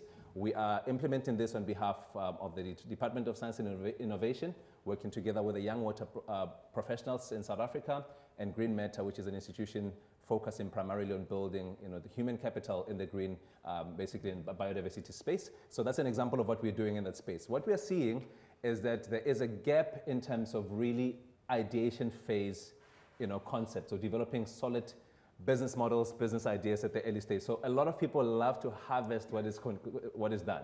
Once my brother here is done with his solution and his prototype, you find a lot of people coming in to play in that particular space. But there is a huge gap, basically, in terms of really helping and channel young people to the right direction and supporting them to develop solid innovations and ideas that can ultimately be fed into incubation platforms, into accelerator platforms, etc. So I think a platform like this, this festival, I was very excited when we got the invitation to say, I am glad that there's a platform like this that exists to drive basically how we can leverage design thinking and help young entrepreneurs to have these critical skills to move forward.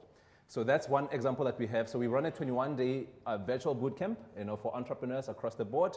So, where they get to actually go through the whole entrepreneurial process, the ideation process, and it culminates in a, pitching competition where, they can basically showcase the solutions that they've built, but understanding all the key fundamental principles of really getting an idea off the ground.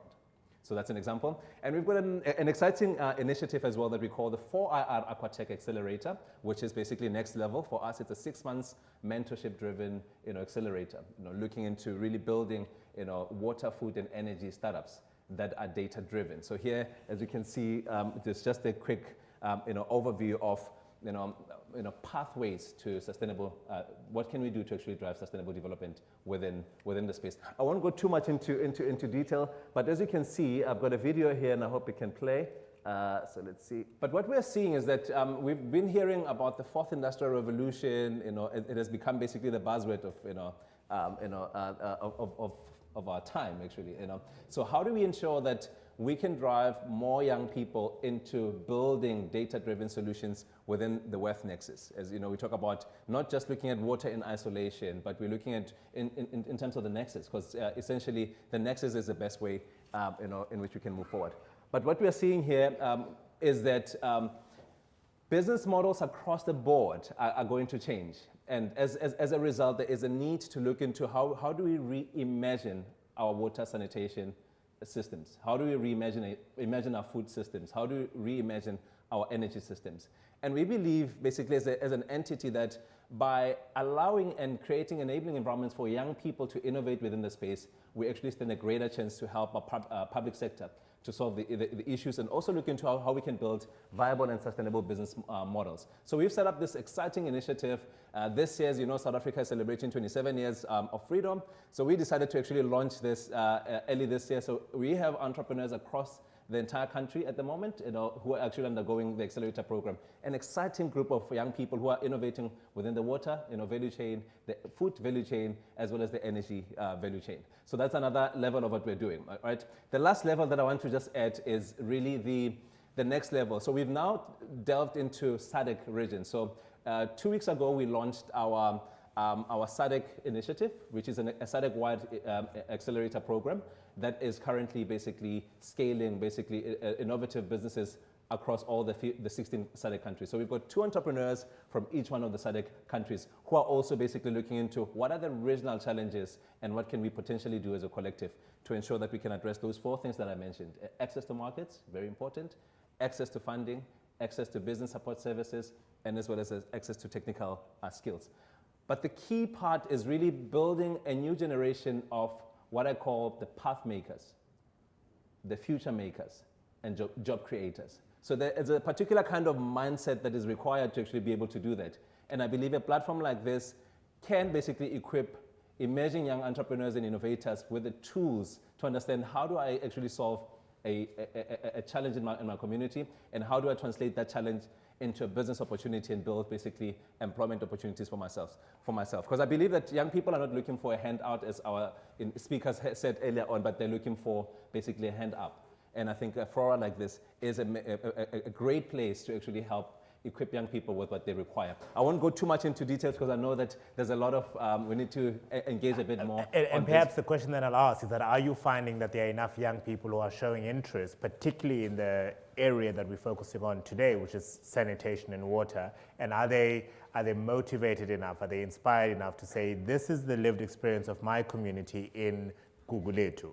And this is a solution that I think could be applicable in this context, but where possible, scale it to such a point where very many similar communities across the country are then going to enjoy the solution as well. Absolutely. I mean, there is an amazing number of young people, that are applying into accelerator programs and, ideation boot camps and so forth. What we see as a challenge is that we have a lot of incubators in the country, a lot of programs. However, the support, I think for a startup like a water entrepreneur, green economy startups, they require bespoke support. And I think I would advocate more for sector-specific incubation programs. We're trying to do that as a sector because we believe that we can offer more value. For instance, you find that you've got a lot of incubators that are doing all kinds of things. They're in all sectors, and as a result, they're not able to actually give that support that the young people are require. Because sometimes you just require basically people with solid networks that can actually unlock and open doors. But if I'm solving problems for all the sectors in the world, I may not actually be able to support a water startup the way the water startup should actually be supported. So what we're seeing is that they start basically with the ideation process, but once they move or graduate into other programs, then they get stuck somehow because the kind of support that is required, unfortunately, one is not able to do that. So I would advocate further for building a pipeline to say from an ideation, 21-day ideation bootcamp, that becomes a feeder into a longer-term program. Ultimately, you can graduate after a 6 months program to a longer program, but we can actually follow and trace basically your development as an entrepreneur and be able to say, this has been the impact of the accelerator program or whichever program that an entrepreneur has been through. In fact, in that accelerator program, of course, is Faith Mokgalaka, who's are you still a student at the University of Witwatersrand, or have you graduated already? I am still a student. You are still. What idea did you bring into the accelerator space, and what are they helping you work with? Puno. I brought Puno into the accelerator program. So, hi everyone. My name is Faith Mokgalaka, and I came about Puno after entering a hackathon, which was hosted by the 4-hour architect that like he was still explaining to all of you. So what happened was I came to the accelerator as just a farmer. So I, during lockdown, I got the opportunity to save up a bit of money and buy 3 hectares of land at home, and I started farming. Good for you. Thank you. Thank you very much. So what happened was that I'm also a computer science student. So when I heard about the hackathon that 4-hour architect was hosting, I actually realized that maybe the space that I could look into and perhaps win. And yes, I won. And thank you. So this is how Puno came about.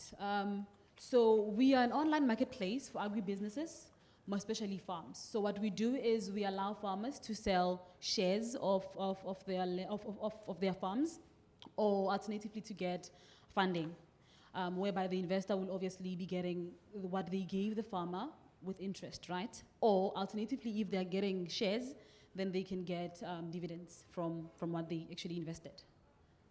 Awesome. So the problem that we're actually facing, and I think today we've been speaking a lot about water and just how much water we need. And when you look deeper into the statistics, you actually realize that 60% of South Africa's water resources are used in agriculture. And so imagine if we could find a way that to decrease that number from 60% to maybe 50%. And the 60% is actually very much the same as what we see on a global scale, because globally we use 70%. 70% of the water worldwide actually goes into agriculture. So imagine if we could decrease that, and so that's what Puno is trying to do. The second problem is actually just about inclusivity and allowing the investment space to be more inclusive to everyone and just easier to understand, relatable and user-friendly.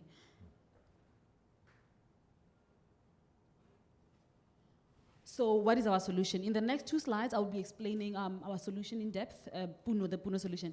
So the first thing that we are doing is we are offering farmers a platform to sell shares or alternatives to raise funds. So we are actually encouraging more farmers into commercialization because we realized that South Africans are actually 3rd and 4th generational farmers. So the question is not whether or not you know how to farm. The question is, do you have access? Do you have what you need to actually go out there and put yourself in a space where you can actually sell what you're producing, right? Besides from offering farmers a platform to sell shares, we're actually also offering the general public an opportunity to invest in agriculture. And that, if we look deeper into it, I think all of us can agree that will actually help a lot of people, individuals and families all together, and alternatively, the economy as a whole. So how does this solution now dive into sustainability of water, right? So what the solution brings to the table is that as a farmer, you will have to take a course. And what this course entails, besides from the fact that obviously most farmers won't understand what shares are and how that would help them, a very big component of the course is actually teaching farmers how to farm green with the specific focus on water sustainability. And this then becomes very broad because then maybe you are a poultry farmer, then maybe you are a vegetable farmer. So now what the course will do is that it will be tailor-made in a way that it helps you as a farmer to actually identify how you, in your specific farming agribusiness, how you could actually help solve the problem that we have with water sustainability, right? So this is our business model, essentially. So we're actually bridging the gap between farmers and just the general public in terms of funding and investment. But at the same time, we're only helping farmers that will be willing to farm green. Or will at least be willing to learn. And in terms of making sure that the solution is sustainable, we actually create a long-term alliance and a friendship with the farmers where we actually not only give them funds, but we actually give them a community of other farmers who are doing what they are trying to do, right? And we're creating perhaps a long-term friendship and a long-term relationship with the farmers in such a sense that we can actually rock up at the farm anytime, and even as an investor, you can go to the farm anytime and just see what they're doing, and if they are still abiding by the sustainability model that we have promised you as an investor. So our mission is to create a sought-after solution for water sustainability. So obviously, as a farmer, you know that you need money, right? But then now, how do we bring that in a sense that you know that you need money, and we are giving that to you, but we are saying that at least help us save the planet, right? In exchange. And so essentially, we just seek to inspire more farmers into farming in a water-friendly way, specifically. And also, we are encouraging more farmers to increase their reach and to just be able to farm more and create more, so that we actually stop as a country importing most of the food that we eat, when we could actually just empower our local farmers to create enough for all of us to eat and enjoy. And that's it from me. Thank you very much. So what I like about that, Faith, that it covers and ticks a number of boxes, right? We were talking about food insecurity yesterday. This will be ticked there. Empowerment, particularly of, imagine young people, women, particularly women of color, it ticks that box. And of course, water sustainability becomes the other area that you're choosing. Would you buy fertilizer from him? Actually, yes. I was actually still talking to him before this. Most definitely. I'll take the 2% commission, only 2%. Let me ask this as a final round of questions, and perhaps I'll start with you, Orion. You're a fairly young guy. I'm not going to ask you what your age is. You don't have to share it. But what made you go, out of all the things you could be doing, that this is a space that I wanted to be working in? Microphone. Thank you. I think the conversation or the French word entrepreneurship was big. It was coming into our country as well. And I think working in the corporate sector, I knew my passion was in there. And I knew I became an accidental or accidental sort of environmentalist, understanding water, understanding how the flow of it, and I knew that's where the purpose and the passion started to come through. To if I can make a difference within this space and leave a legacy within the space, knowing I impacted and left a legacy, and then so it resonates to my very values as an individual. So if we can create a vehicle that provides impact and sustainability and and generate wealth at the same time for not just myself, for my employees and my colleagues and for the local state, and that's what sort of allows me to wake up every single day to continue to make a difference to the sort of industry. Well, one of the things that was highlighted by Kevin Winter earlier is that in order for us to fix this, we need to mobilize a citizenry that is active and that is interested. How do we get more of you? How do we get a young kid in any community, privileged or not, to go, you know what, we have a real problem, as Lucky was saying, let's bring about that solution because it can scale, it can impact, and if you can make some money out of it, then you can make some money as well. Absolutely. The design creative process is very important. I think it needs to be adopted from a very early age in terms of what is the problem versus what is the solution that I can make towards this. We know water is a massive challenge. I mean, the narrative around sustainability needs to be spoken at a very, very early age. For example, with my kids, we drive that narrative constantly through in terms of, okay, instead of what is the problem, let's focus on what is the solution. What can we do to make a difference? Whether it's water, energy, being conscious about it and teaching it from a very early age, then allows you to start thinking differently. How do I solve this problem? And if we can bring that in from a very early age in terms of education system, looking at a biological, what does circular economy mean? So bringing this sort of narratives into early stage development, in terms of design as well as IT, how do we then start moving the scale on this and start thinking a bit differently? Yeah. Instead of getting content and regurgitating content, let's think about solutions, let's build practically, and then allowing guys to engage in the process, looking at water, talking more about water and waste, and making it a norm. And looking at different opportunities that lie within different spaces versus becoming a doctor or an accountant, but start to think a little bit differently. And there's nothing wrong with becoming a doctor and an accountant. No, absolutely. But there are other opportunities. Correct. Faith, do you resonate a lot with that? I mean, you also a young person, you're still a student at a university, you've gone into this space. What has driven you to be involved in this? I think just realizing, firstly, I think being part of a lot of conversations, especially a lot of conversations around the environment and how we need to sustain it for our children and their children also, because that's very important. Being part of debates, being part of discussions, and just really being in a space where I'm aware of what's going on in the world. And another thing that actually brought me here is just being a farmer, I'm an entrepreneur at heart. So last year I was thinking, actually, what kind of business could I start right now that would actually, that will not be locked down when, and when we have another pandemic? And the answer was just, farming. So then I went into that.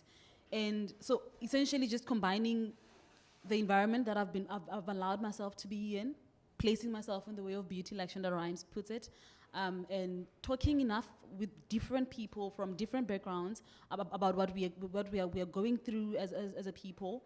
And as a nation, and so essentially that's just it. Shonda Rhimes created Grey's Anatomy, Scandal, all those other things, just in case you didn't know who she was talking about. Lucky, unfortunately, Christoph van Schalkwyk could not join us today, yes. But he's the founder of Kula Hoop, yes. Which is it hopes to contribute to reducing our dependence on landfills, at the same time reducing the number of raw materials we extract from the environment and create sustainable economic growth. Another young guy. So you are seeing through your program, a lot of young people are actually interested in not only making a buck, but impacting positively on our earth. Absolutely. It's absolutely, fascinating. We're seeing the values are changing. I think if you want to look into where we're going as a continent, I think it's analyzing mega trends, right? We look at the consumers, especially in Europe. We've seen a lot of that, where people really care about where their crops are coming from. How is the farming? Are we farming sustainably? Are we reducing our water footprint? How are these products manufactured? And there's a strong drive also for localization and so forth. And I think these kinds of trends, as we look at them, I mean, we might be a couple of years behind. However, I think we have young people can potentially build the Africa that we want to see by analyzing and seeing where we are actually going, and asking the question, not how will the future be like, but how should the future be like? And there's a huge difference between how will the future be like, because now we can become purposeful future makers. And if I become a purposeful future maker as a young person, it means that I'm not waiting on government to actually solve my problems. I can identify challenges basically within my environment and convert them into businesses. And I think forums like this are absolutely important because they give young people tools. Because there are a lot of young people who have brilliant ideas, but they do not know necessarily how to start. Or they may not necessarily have the right kinds of tools that can help them to translate those challenges that they see into potential opportunities. And I think we need to strengthen the ecosystem and build that enabling environment for more young people to actually raise their hands and give them basically the hand up that I think we need to all assist them with. Yeah. Well, truly inspirational. Thank you very much. Orion Herman is the CEO and founder of Liquid Gold. Faith Mokgalaka bringing us the Puno online crowd investing platform that aims to assist startup farmers. And of course, Litelu, who's the founder and CEO of ICRD Group Holdings. Thank you very much, everybody. You are leaving me on a very good note. Thank you. Thank you so much. Thank you. It truly is a wonderful note, isn't it, to bring to a close what has been an amazing, incredible, and engaging, creative Co-Create Design Festival for 2021. It is ultimately about understanding what the problem is, realizing what a potential solution is, coming up with an idea, getting the kind of resources and help that you need to realize that solution, and putting it into the market so that we can see the benefit to all of this. It really has been a truly inspirational day, without a doubt. And Erica Alk, CEO of Craft and Design Institute, you must be beaming and smiling and everything. Yay, tomorrow is a public holiday.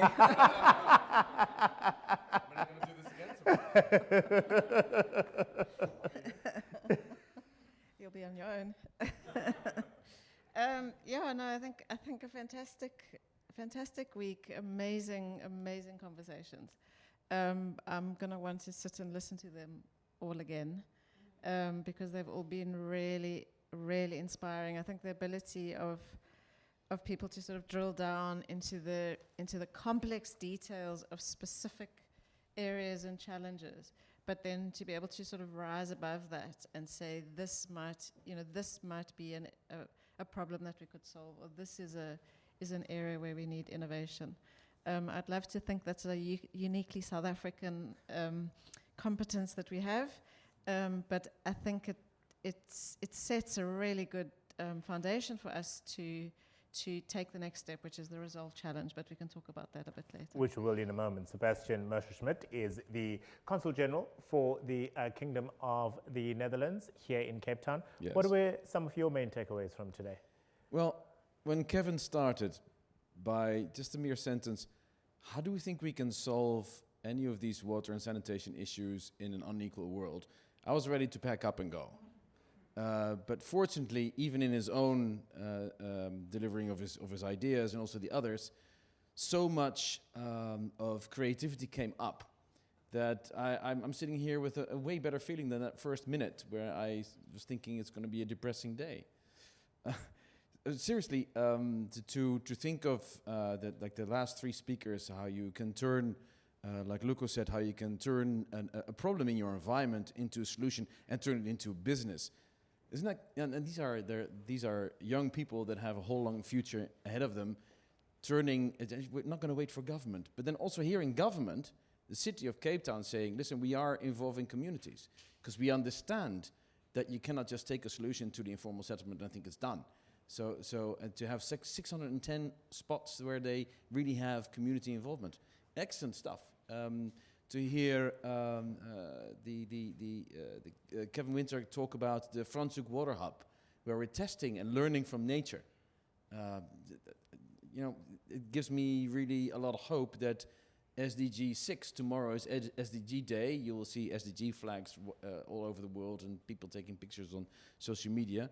The SDG 6 by 2030, it sounds like very close by. It's only 9 years. But if you see the amount of creativity and the hard work that's going into trying to come up with a better world, because we are faced with enormous challenges, and they're more and more in our face, even for the privileged. They're in our faces. So yeah, it's actually heartening. It gets me. I'm going away optimistic today. That's good, and we need to take to heart what Kevin Winter said, that we cannot use the excuse of a pandemic as a reason to miss our objectives, particularly when it comes to SDG 6. Exactly. No, I agree, but also I'm also very much optimistic when I hear the Hilton and Mogamat talk from a city perspective, because many people out there, and especially I'm a civil servant myself. People have a certain idea about civil servant, that they're just sitting behind a desk, being bored and sleepy and getting money, and not having a creative mind to doing anything. Well, these you could tell, but these two gentlemen, they're facing the challenges and putting their brains to it and wanting to make the changes. And so to hear that from both private sector, young entrepreneurs, from the universities, Kevin Winter, from the city of Cape Town, that's exactly what we need. Erica, what were some of your main takeaways from today? So I'm going to quote Kevin again.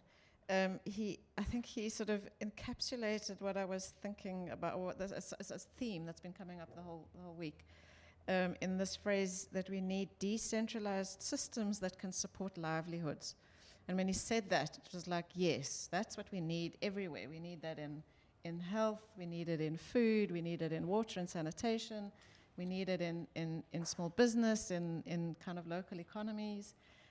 So I guess maybe my takeout was not so much specifically around water, but around that's where we need to be moving. And then the question again that kept coming up is, how do we harness that? How do we empower people on the ground to participate in finding innovations, finding solutions, participating in the kind of designing of new ideas, new businesses or whatever that can transform our country and livelihoods and quality of life. So it kind of, sort of brought it together to me about, and that also is what makes it possible. And we're not waiting for a cumbersome national government or provincial government or city or whatever to solve solutions for us. Actually, the question to them is, well, how do you enable us to solve solutions ourselves?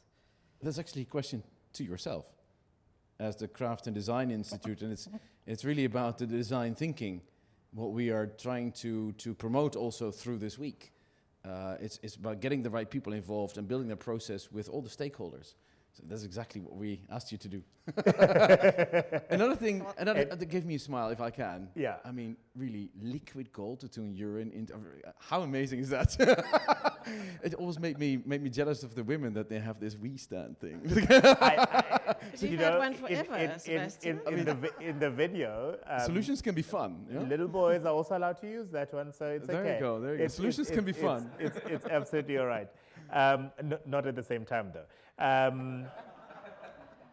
But while we are enjoying this space to dream, to imagine, to state the problem, to come up with ideas and design systems that will help to address that problem, we are sitting with a challenge that Luvuyo highlighted to us from Langa today, where there is a present lived experience that is less than desirable as far as, in this case, water and sanitation.